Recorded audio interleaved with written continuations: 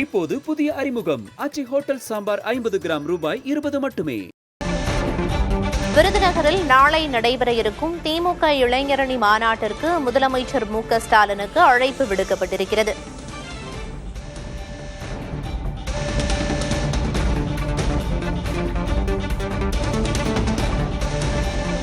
வணக்கம்.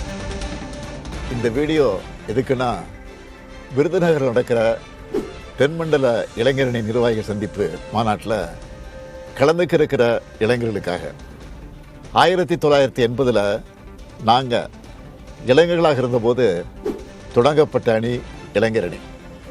1949 இளைஞர்களால் தொடங்கப்பட்ட திராவிட முன்னேற்றக் கழகம் என்ற இந்த பேரியக்கத்தோட அடுத்த தலைமுறையாக மீண்டும் இளைஞர்கள்கிட்ட நம்ம திராவிட முன்னேற்றக் கழகத்தை கொண்டு சேர்க்க இந்த அணியை தொடங்கணும்.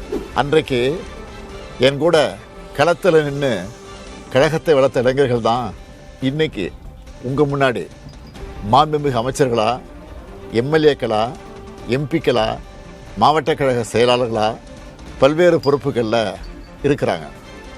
எங்களுக்கு அடுத்தபடியாக இப்போது இந்த இயக்கத்தை இளைஞர்கள்ட்ட கொண்டு சேர்க்கிற பணியை, அந்த கடமையை தம்பி உதயநிதி அவர்கள் சிறப்பாக செஞ்சுக்கிட்டு இருக்காரு.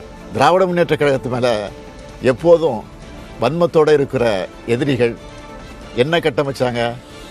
இளைஞர்கள் இனி திமுகவுக்கு வருவாங்களான்னு சந்தேகம் எழுப்புகிற மாதிரி தன்னோட ஆசைகளை வெளிப்படுத்திக்கிட்டு இருந்தாங்க. அதையெல்லாம் உடைச்சு தம்பி உதயநிதி அவர்கள் இளைஞரணிக்கு இன்றைக்கு தமிழ்நாடு முழுக்க 5 லட்சம் நிர்வாகிகள் நியமித்து ரெக்கார்ட் பண்ணியிருக்காரு. இது போதாதுன்னு மண்டல அளவில் இளைஞரணி நிர்வாகிகள் சந்திப்பு நடத்துகிறோன்னு சொல்லி மாநாடுகளை நடத்துகிறார்.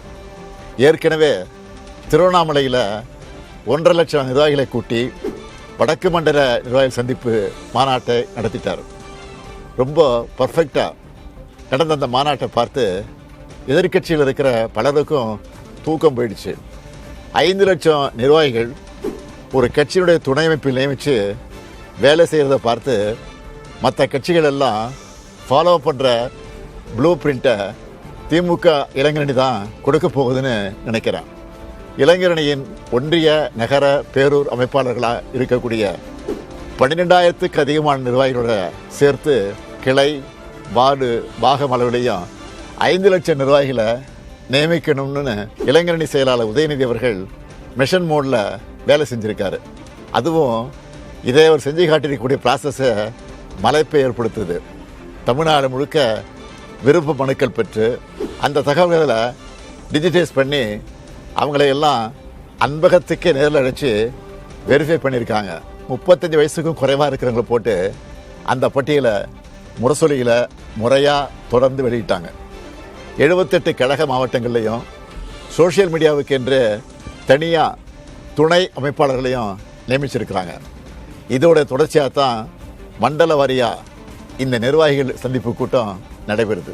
5 லட்சம் பேருக்கும் ஃபோட்டோ ஐடி கார்டுன்னு ஒரு இராணுவப்படையை போன்ற உறுதியான கட்டமைப்பு, கட்டுப்பாடு மற்றும் ஒழுங்கோடு இது நடக்குது. அதனால தான் பிப்ரவரி 7ஆம் நாள் விருதுநகர் கூட்டம் சொன்னதும் எனக்குள்ள புது உற்சாகம் உண்டாச்சு.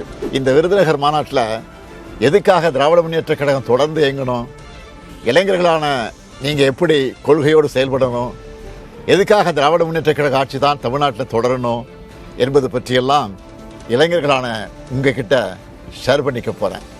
பிப்ரவரி 7 விருதுநகரில் சந்திப்போம், வெல்வோம் ஒன்றாக.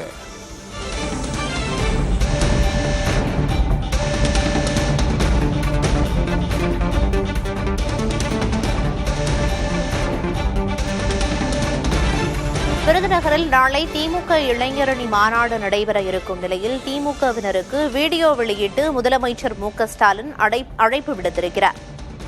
இப்போது புதிய அறிமுகம் ஆச்சி ஹோட்டல் சாம்பார் 50 கிராம் ரூபாய் 20 மட்டுமே.